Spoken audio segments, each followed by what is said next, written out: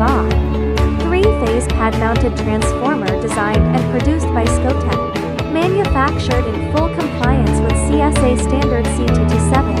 4.21. Dead front design. 5-legged core construction. The transformer is rated 300 kVA. The primary voltage is 12.47 kVA. The secondary voltage is 0.08 kVA. The vector group is Y and YNO. Designed for high efficiency. This transformer achieves 98.94% efficiency, with no load losses 705W and load losses